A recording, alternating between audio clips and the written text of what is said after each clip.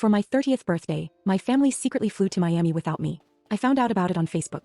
I wrote, "Why?" My dad replied, "We didn't want to waste our time on a clown." I replied, "Then this clown doesn't want to spend money on you." No one took it seriously, but 9 days later they were screaming, begging. I'll never forget my 30th. Not because it was some magical turning point in my life, but because I learned exactly what my family thought of me.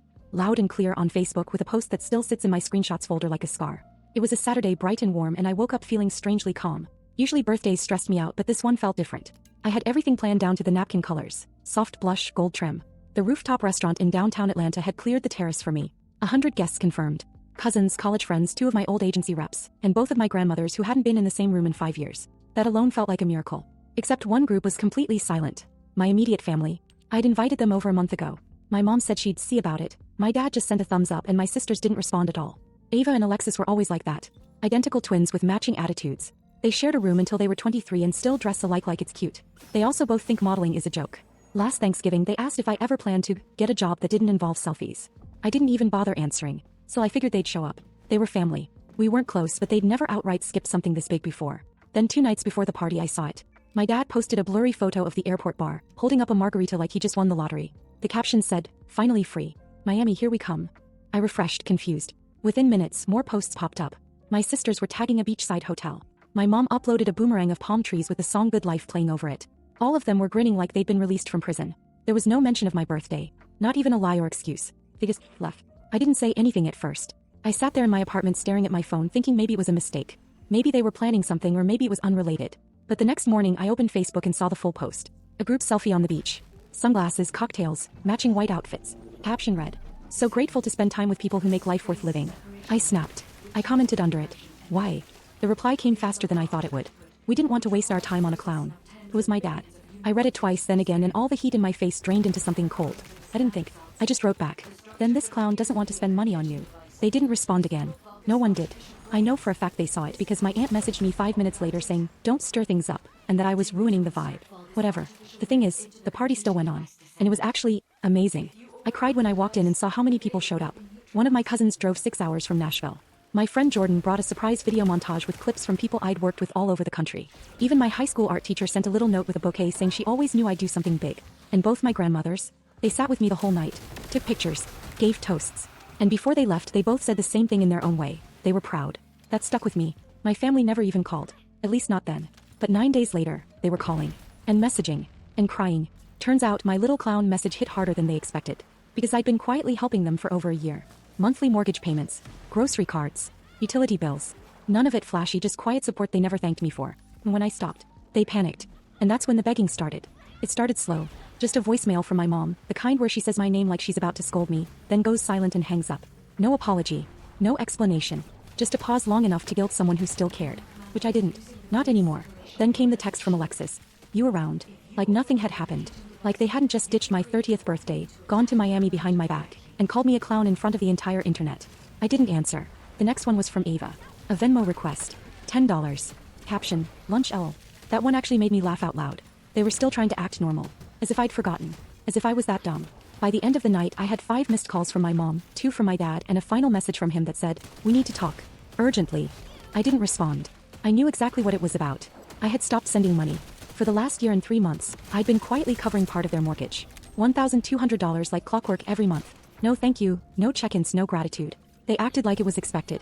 Like it was just my duty because their lives were hard and mine wasn't. The thing is, I never offered out of guilt. I did it because I knew how close they were to losing the house, and despite everything I still believed they were trying. My dad had been laid off. My mom worked at a front desk. The twins floated between mall jobs and blowing their paychecks on shoes and online courses they never finished. Me. I kept my head down, worked, built my name, booked steady campaigns. Nothing huge but enough. I didn't ask them for anything. I just sent them money. Until they posted that beach photo. Until they made it clear I was a joke to them. Until they told the world I wasn't worth their time. So I stopped. That's when everything shifted. At first they tried guilt. "You're really going to do this to us? We didn't mean anything by it. You're being too sensitive. It was a joke. You didn't even say your birthday was that serious." No accountability. Just deflection. They still didn't get it. It wasn't about the birthday. It wasn't even about the money. It was about how easily they discarded me and how quickly they expected me to forget it. Then came the panic. By the 3rd day the text got longer. My mom told me the bank was calling. That she didn't know how to handle it.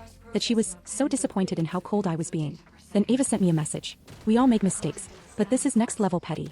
I replied once. "You called me a clown. Now you want the clown to pay your bills." Nothing after that. Just silence. Until later that night when I saw headlights from my upstairs window. My dad was parked in front of my apartment building. He stayed in the car for a while, probably trying to figure out if I'd come down. I didn't. He eventually walked up to the gate and buzzed my unit. And again. Then he started calling. I watched the screen light up, 3 calls in a row, then 4, then voicemail. I didn't answer. He left a note in my mailbox. It said, "We're about to lose the house. Please, just 1 more month. I'm begging you." I stared at it for a full minute before folding it up and putting it in the trash. The thing is, they had the money. That Miami trip wasn't cheap. I'd already seen Ava post about their cabana rental. My mom tagged a luxury restaurant in Brickell. They weren't broke. They were playing broke. That's when I decided to call Nana. She answered on the first ring and said, "Finally."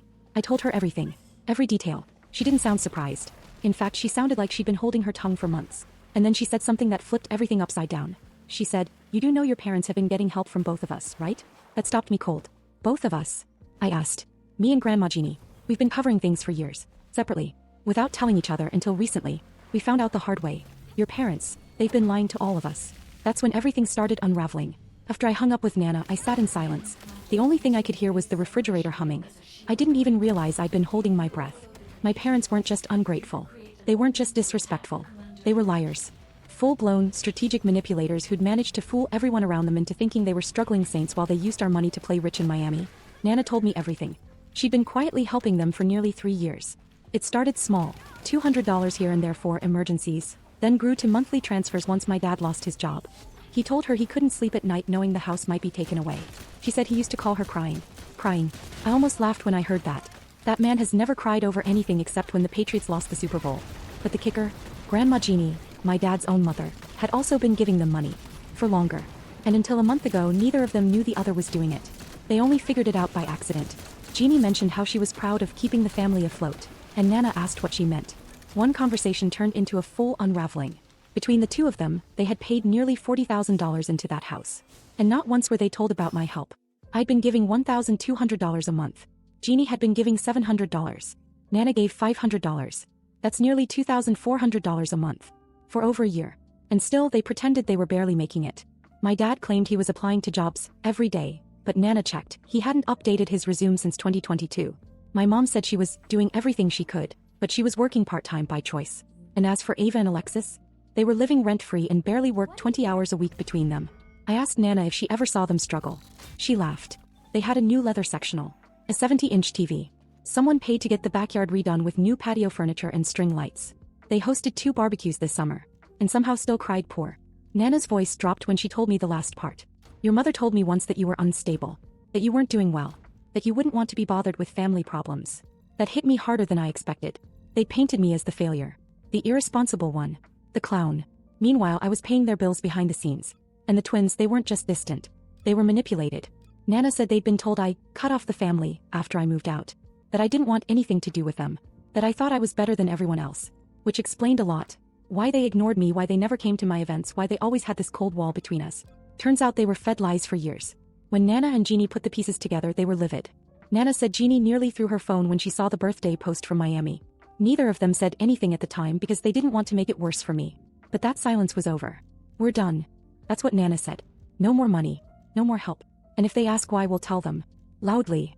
I barely got a word out. Just listened. Let it all sink in. Then the texts started rolling in again. Only this time they were different. "Alexis, why didn't you tell me you were helping them?" "Ava, they said it was Grandma the whole time. Not you." "Alexis again, I think they lied to us. A lot." I didn't reply. Not yet. I wanted to see how deep this went. The next day my mom sent a long message. This time it wasn't guilt-tripping. It was full of panic. "We've called the bank. They're reviewing our payment history. If they freeze the account, we'll be ruined. Meeting, please. Just help us one more time. I don't care about the birthday. I'm sorry. Just help us." That was the first time the word sorry appeared. But it wasn't for the right reason. It wasn't about what they did. It was about getting money. That evening I had a long call with Grandma Jeannie. She said she and Nana were coordinating something. A kind of intervention. Not a casual one. A real, sit-down, everything-on-the-table event. A family dinner. They invited everyone. Me. My parents. The twins. A few close cousins. And both grandmothers would be there. Jeannie said, "We're going to set the record straight. And they're going to answer for what they did to you." The dinner was scheduled for Saturday. My parents didn't know what they were walking into. I got the official text Thursday afternoon. It was from Nana. "Dinner is set. Saturday, 6 p.m. Bar house. Come early if you want to help with dessert." It felt weirdly casual considering what we were walking into. A full-blown family reckoning disguised as pot roast and sweet tea. But I knew Nana. She wasn't going to explode. She was going to dismantle them politely with a smile and a firm voice that made people feel ashamed without even raising her tone. I replied, I'll be there. What I didn't know was how much was actually going to go down that night, and how far my parents had taken things behind the scenes. Saturday came and I showed up early. Nana was already slicing strawberries like it was a completely normal evening. Jeannie showed up 20 minutes later with a homemade lemon pie and a folder. Not a recipe book, an actual folder. She tapped it and said, everything's in here. Turns out, Jeannie had been tracking her payments. Every transfer, every receipt, every excuse. She had dates, texts, and even printouts from when my dad asked for extra to cover an old loan, which never existed. I asked her how long she'd been documenting everything. She said, since 2021. Something didn't sit right. I just didn't know what until now. By 6, everyone had arrived. The table was set like any normal holiday meal. You wouldn't think a financial ambush was about to happen, but the tension was so thick it practically sat in its own chair. My parents walked in acting completely normal. My mom complimented the centerpiece. My dad hugged Nana and said, this looks amazing. Ava and Alexis looked more nervous. They kept glancing at me like they wanted to say something but couldn't. Yet, dinner started slow. Roast beef, mac and cheese, cornbread, chatter about the weather, work, absolutely anything but the elephant in the room. Then Nana put down her fork and said, all right, we're going to talk about what happened. Everything froze. My dad chuckled, tried to brush it off. My mom sipped her wine. Then Jeannie set the folder on the table and flipped it open. It got very quiet. She started reading. Every amount. Every date. Every time they said they were barely getting by, while they were flying to Miami or ordering matching swimsuits for some photo they didn't even bother to crop me into. My mom tried to interrupt. Jeannie held up one finger and kept going. Then Nana added her part. She explained how my parents had painted me as unstable. How they told her I refused to help, when I was actually doing more than either of them combined. She even pulled out a screenshot of my Venmo history, which I didn't even know she had. I stayed quiet.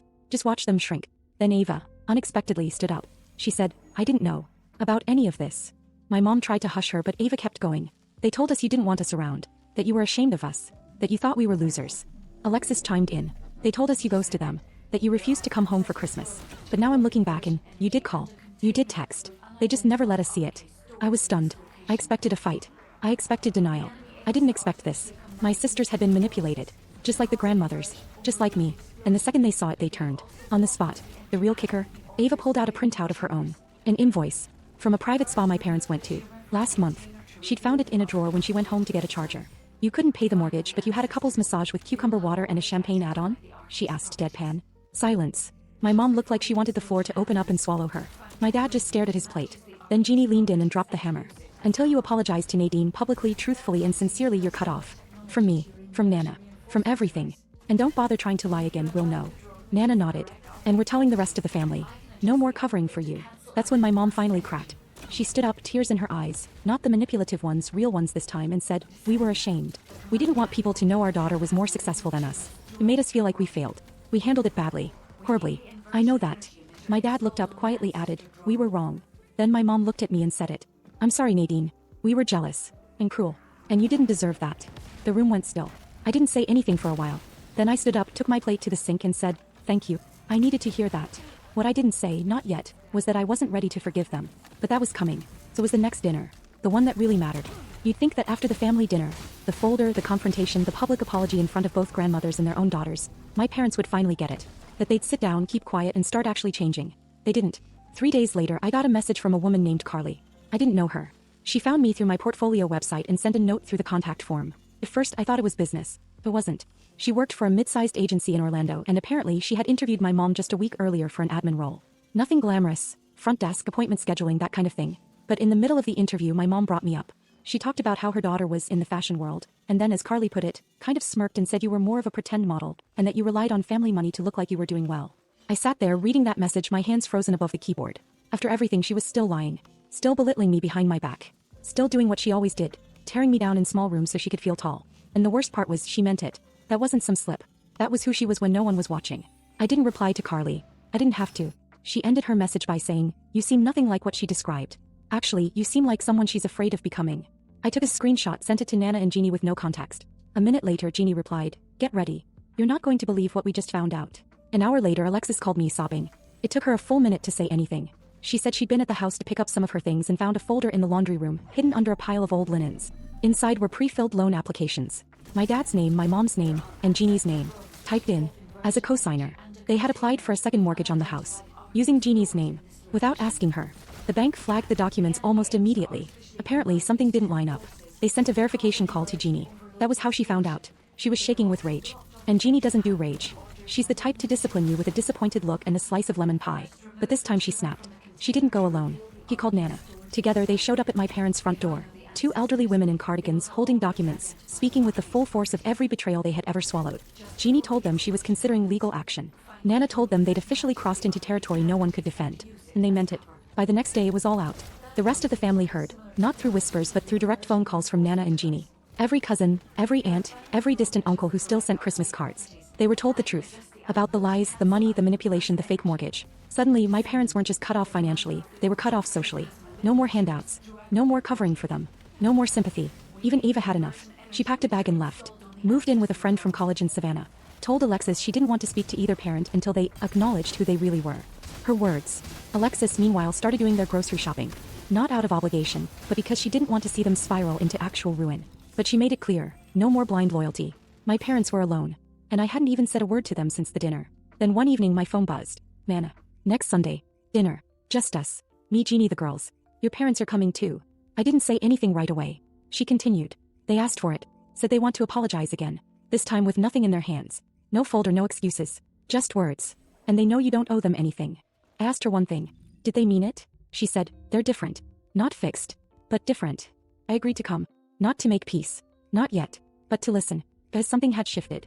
Not just around them, inside of them. And for the first time they were walking into a room where they weren't in control. Where they didn't get to be victims.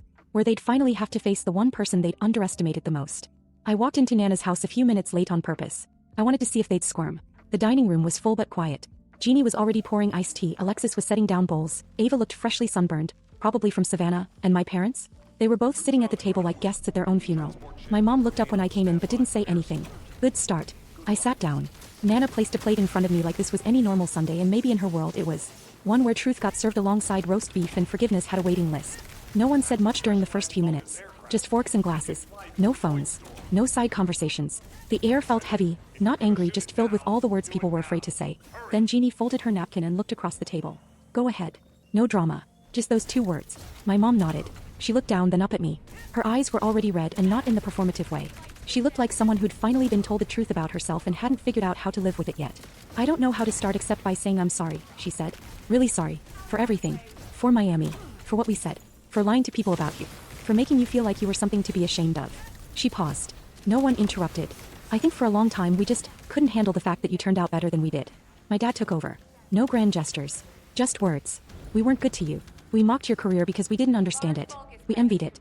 We told ourselves it wasn't real because that made it easier to sleep at night. I didn't say anything. Then Ava added, we believed them. For years. About everything. And I'm sorry too. For not seeing it sooner. Alexis nodded. I should have asked questions. I should have called you. You didn't cut us off, they did. Jeannie didn't say a word. Just watched them. Her arms crossed, her expression unreadable. Then Nana leaned in and said something I didn't expect. Tell her what you're going to do now. My mom looked confused for a second, then got it. We're not asking for money. We're not asking for help. We've started selling things. The second car is gone. We're downsizing. We found a small rental near Lawrenceville. We're starting over. No more lies. My dad added, and we're getting help. Counseling. Together. Because we clearly don't know how to be a family. For the first time in years, they didn't sound like actors. They sounded like people who'd lost something real and wanted to rebuild it the hard way. I didn't cry. I didn't hug them. But I nodded. Just once. And that was enough. We stayed at the table long after dinner ended. Talking. Laughing a little. Telling stories from years ago. I hadn't done that with them in over a decade. And when I finally stood up to leave, my mom hugged me. Soft, quiet. No words. Just held on like she finally knew how close she came to losing me forever. I didn't promise anything that night. No fresh start, no forgiveness wrapped in a vow. But I did text her the next morning. It said, let's see if you keep going. And for the first time in my life, I think she actually will.